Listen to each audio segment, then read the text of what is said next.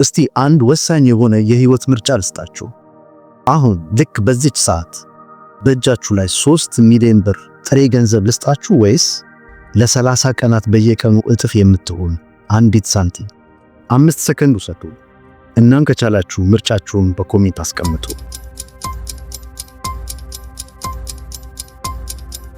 እና በደንብ አሰባችሁበት?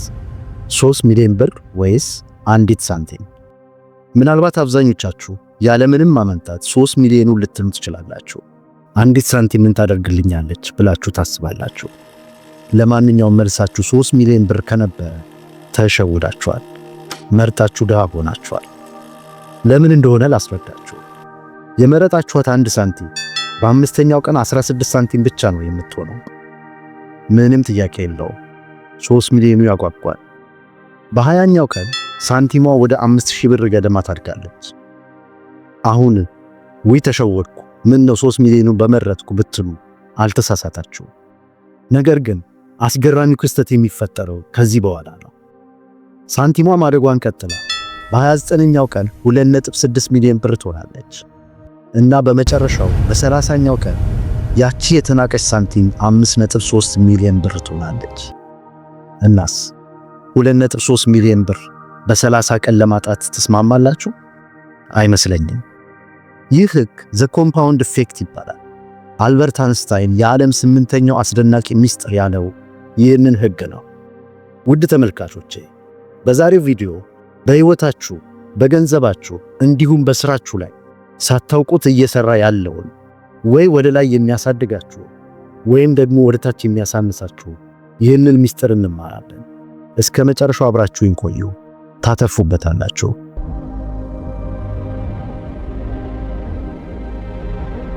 ብዙዎቻችን ስኬት በአንድ ሌሊት የሚመጣ ተአምር ይመስለናል። ሎተሪ ቢደርሰኝ፣ ቢዝነሴ በአንዴ ተመንድጎ ቢያድር፣ በአንዴ ዝነኛ ብሆን ብለን እንመኛለን። መቼም በዚህ ሁኔታ ህይወቱ የተለወጠ የለም ልንል አንችልም። ግን ይህ በጣም ሬር አጋጣሚ ነው። ነገር ግን የኮምፓውንድ ኢፌክት ህግ የሚሰራው እንደዛ አይደለም።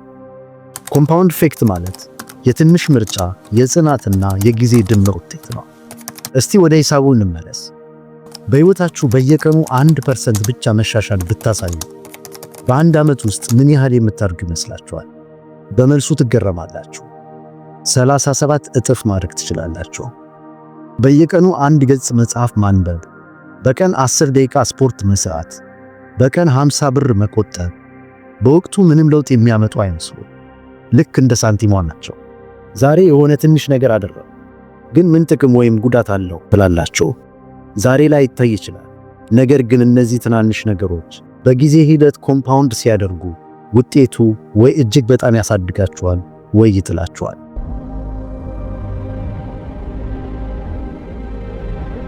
ይህንን ህግ ለመረዳት እስቲ አንድ ዓለምን ያስደነቀ ፊልም እናስታውስ። ዘ ሻውሻንክ ሪደምፕሽን ይባላል። ምናልባት ብዙዎቻችሁ አይታችሁት ሊሆን ይችላል። ዋናው ገጸ ባህሪ አንዲ ድፍሬን በግፍ ታስሮ ዕድሜ ልክ ከተፈረደበት ከባድ እስር ቤት ለማምለጥ የፈጀበት ጊዜ 19 ዓመታት ነበር። ግን ማምለጥ የቻለው ግድግዳውን በቦምብ በማፍረስ ወይም ማሽን በመጠቀም አይደለም። የተጠቀመው አንዲት ተራ ትንሽ መዶሻ ነበር። በፊልሙ ላይ የአንዲ ጓደኛ ሬድ መዶሻዋን መጀመሪያ ሳያት እንዲህ ብሎ ተሳድቆ ነበር። ሰው በዚች መዶሻ ግድግዳውን ለመብሳት 600 ዓመት ይፈጅበታል። የምትሞክረው የሞኝና የማይታሰብ ሙከራ ነው ለማለት። ይህ ደግሞ ልክ እንደ 1 ሳንቲሟ ማለት ነው። ተስፋ የምታስቆርጥ ትንሽ እርምጃ። ነገር ግን አንዲ በየቀኑ ማታ ማታ ማንም ሳያየው በትንሹ ይቆፍር ነበር። አፈር ያወጣ ነበር። የዛሬው ቁፋሮ ምንም ለውጥ የለው፣ የነገውም እንደዛው። ነገር ግን ያቺ ትንሽ መዶሻ እና የ19 ዓመት ጊዜ ሲደመር ውጤቱ ነፃነት ሆነ። ብዙዎቻችን ዛሬ የምንሰራው ሥራ እንደዚያች ትንሽ መዶሻ ነው። የምታነቡት መጽሐፍ፣ የምትቆጥቧት ትንሽ ገንዘብ፣ የምትሰሩት ስፖርት ግድግዳውን እየቦረቦረ አይመስልም።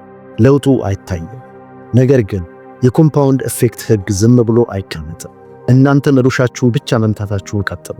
ፈጽሞ አይሰበርም ያላችሁት የችግር ግድግዳ ወይም የስኬት እንቅፋት አንድ ቀን በድንገት ይናዳል።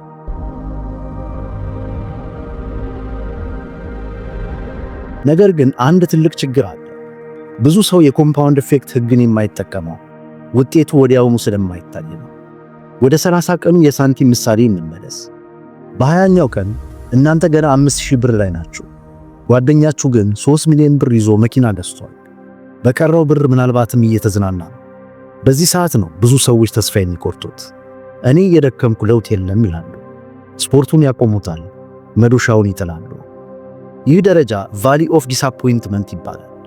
ይህም ማለት የምትጠብቁት ውጤትና እውነታው ያልተገናኙበት፣ ልፋታችሁ ባክኑ የቀረ የሚመስልበት፣ ነገር ግን ከስር አቅም እያጠራቀመ ያለበት ወሳኝ ወቅት ማለት ነው። እስቲ አንድ ትንሽ የጎን ቢዝነስ እንደጀመራችሁ አስቡ።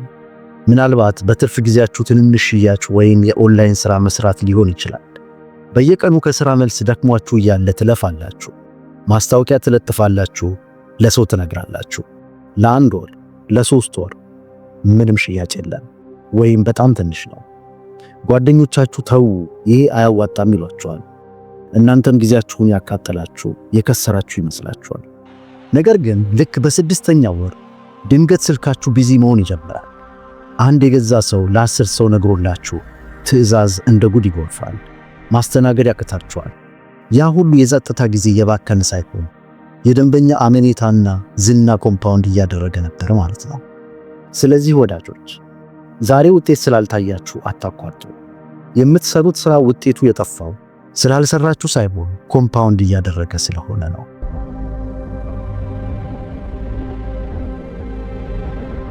ታዲያ ይህንን የኮምፓውንድ ኢፌክት ህግ እንዴት ዛሬውኑ እንጠቀምበት?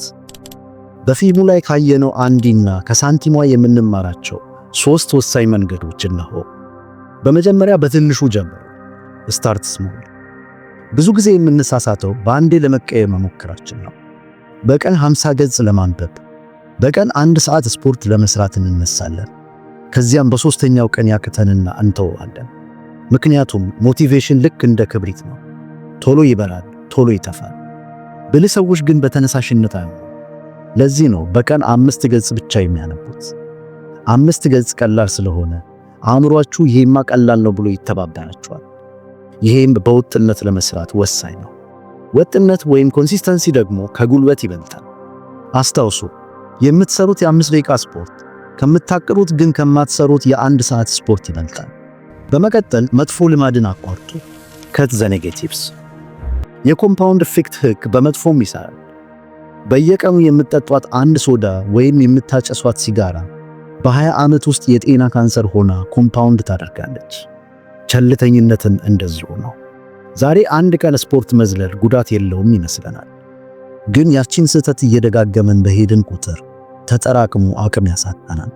ልክ ትናንሽ ድሎች እንደሚጠራቀሙት ሁሉ ትናንሽ ስህተቶችም ተጠራቅመው ይጥሉናል። በመጨረሻም የ30ኛውን ቀን ጠብቁ። ቢ ፔሸንት። ብዙ ጊዜ ችግራችን የምንፈልገው ስኬት የአዳኝ ውጤት ሲሆን የምንኖረው ግን በገበሬ ዓለም ውስጥ ነው። አዳኝ ዛሬ ገድሎ ዛሬ ይበላል፣ ካልተሳካለትና ካልገደለ ግን ይራባል። በተቃራኒው ገበሬ ዛሬ ዘርቶ ዛሬ አይበላም፣ ይልቁንም ዘሩን አፈር ያለብሰዋል። ዘሩ ተቀበረ ማለት ግን ሞተ ማለት አይደለም፣ ለፍሬ እየተዘጋጀ ነው ማለት እንጂ። እናንተም ዛሬ የሰራችሁት ሥራ ውጤቱ ወዲያው ካልታየ እንደተቀበረ ዘር ቁጠሩት።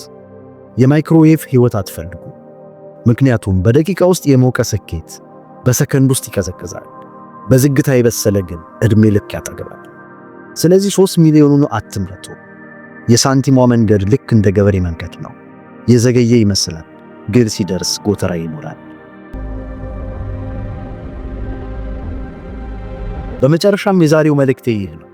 ሕይወታችሁ የውሳኔዎቻችሁ ድምር ውጤት ናት።